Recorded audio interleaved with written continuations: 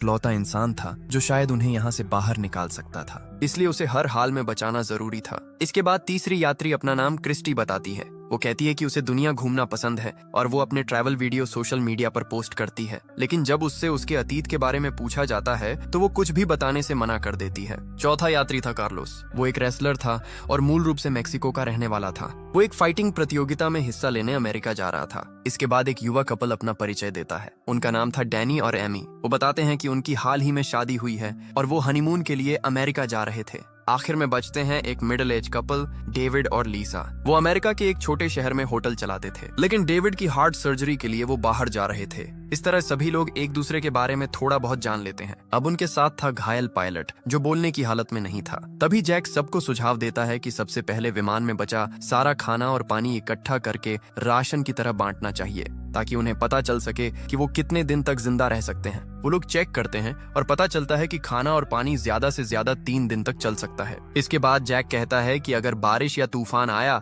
तो उन्हें विमान के अंदर शरण लेनी पड़ सकती है, इसलिए फ्लाइट अटेंडेंट की बॉडी को बाहर कहीं दूर रखना होगा ताकि विमान के अंदर जगह बनी रहे। सभी लोग मिलकर ये छोटे छोटे काम खत्म करते हैं। अब उनके सामने सबसे बड़ा सवाल था, यहाँ से बाहर कैसे निकला जाए। अब जैक और बाकी सभी घायल पायलट के पास जाकर उससे पूछते हैं कि क्या विमान में कोई सैटेलाइट फोन मौजूद है जिससे वो बाहर मदद के लिए संपर्क कर सकें। साथ ही वो ये भी जानना चाहते थे कि आखिर विमान अपने असली रूट से हटकर इस जंगल में कैसे आ गया और बिना किसी खराब मौसम के अचानक क्रैश कैसे हो गया। पायलट कुछ बोलने की कोशिश करता है। ऐसा लग रहा था जैसे वो कोई बड़ा राज जानता हो, लेकिन बोल ना पाने की वजह से वो कुछ भी बता नहीं पाता। तभी जैक कहता है कि चूंकि केविन एक डॉक्टर है इसलिए उसे पायलट का इलाज करना चाहिए, लेकिन केविन तुरंत मना कर देता है। वो कहता है कि पायलट को बचाने के लिए सर्जरी करनी पड़ेगी और इस जंगल में उसके पास ना तो सही मेडिकल उपकरण है और ना ही दवाइयाँ। अगर वो अभी सर्जरी करेगा तो शायद पायलट और जल्दी मर जाएगा। इसलिए सभी फैसला करते हैं कि फिलहाल पायलट के ठीक होने का इंतजार करना ही बेहतर होगा। उधर लीसा विमान से खाना निकालकर सभी में थोड़ा थोड़ा बांट देती है। खाना खाने के बाद सभी लोग उम्मीद करने लगते हैं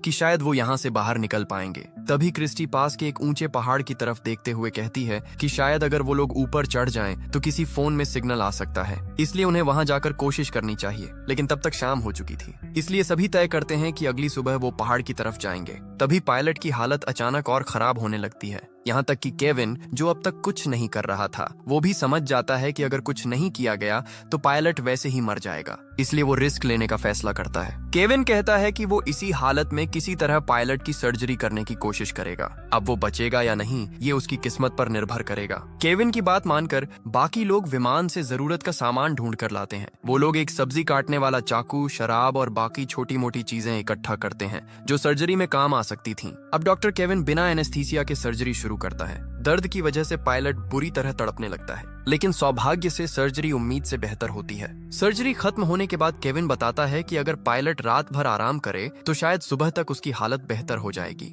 लेकिन किसी को अंदाजा नहीं था कि रात में उनके साथ क्या होने वाला है। रात के समय जब सभी लोग बाहर सो रहे थे तभी एक नकाबपोश इंसान चुपके से घायल पायलट के पास आता है। वो उसके मुंह को दबाकर उसकी सांस रोक देता है और कुछ ही सेकंड में पायलट की मौत हो जाती है। अगली सुबह जब सभी उठते हैं तो पायलट की लाश देखकर हैरान रह जाते हैं, क्योंकि पिछली रात सर्जरी के बाद उसकी हालत काफी बेहतर हो चुकी थी और वो तो उन्हें कोई जरूरी बात बताने वाला था। डॉक्टर केविन उसकी जांच करके कहता है कि उसके शरीर में कोई इन्फेक्शन नहीं हुआ था, मतलब उसकी मौत सामान्य तरीके से नहीं हुई। अब सभी लोग चर्चा करने लगते हैं कि रात में किसी को पायलट की निगरानी करनी चाहिए थी, लेकिन अब बहुत देर हो चुकी थी। आखिरकार वो लोग सोचते हैं कि शायद उसकी मौत चोटों की वजह से हुई होगी, इसलिए वो पायलट की बॉडी को भी फ्लाइट अटेंडेंट की बॉडी के पास एक पेड़ के नीचे रख आते हैं, ताकि अगर कभी कोई रेस्क्यू टीम यहाँ पहुंचे तो दोनों की बॉडी उनके परिवार तक पहुंचाई जा सके। लेकिन किसी का ध्यान नहीं जाता कि पायलट की जेब से उसका फोन नीचे गिर चुका था और डैनी चुपचाप वो फोन उठा लेता है। जब एमी उससे इसके बारे में पूछती है तो डैनी उसे किसी को कुछ न बताने के लिए कहता है,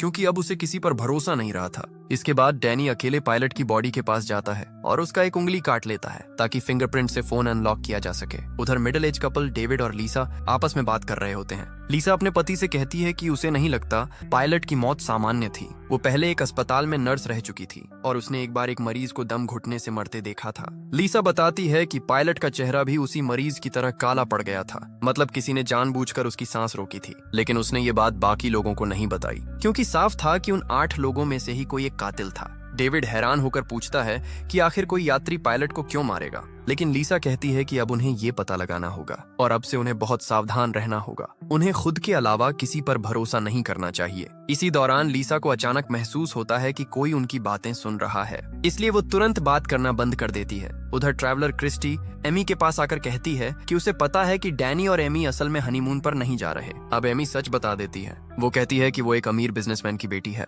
और डैनी उसके घर का ड्राइवर था, लेकिन दोनों एक दूसरे से प्यार करने लगे और जब उन्हें लगा कि उनका परिवार इस रिश्ते को कभी स्वीकार नहीं करेगा, तब दोनों घर छोड़कर अमेरिका भाग रहे थे। क्रिस्टी समझ जाती है कि उन्होंने बाकी लोगों से झूठ बोला था ताकि कोई उन्हें शक की नजर से न देखे। उधर कार्लोस सबको एक अच्छी खबर देता है। उसे विमान के मलबे में एक जीपीएस डिवाइस मिली थी। वो कहता है कि अगर वो इस डिवाइस को पास के पहाड़ की चोटी तक ले जाकर एक्टिवेट कर दे तो शायद मदद मिल सकती है। उसका सिग्नल बहुत दूर तक जाएगा। साथ ही कार्लोस कहता है कि डिवाइस जितनी खराब हुई है वो उसे अगले दिन तक ठीक कर देगा। ये सुनकर सभी थोड़ी राहत की सांस लेते हैं, क्योंकि आखिरकार उन्हें बाहर निकलने की एक उम्मीद दिखाई देने लगी थी। कार्लोस बताता है कि उसके पिता पहले इलेक्ट्रिशियन थे और उसने उन्हीं से ये सब काम सीखा था, लेकिन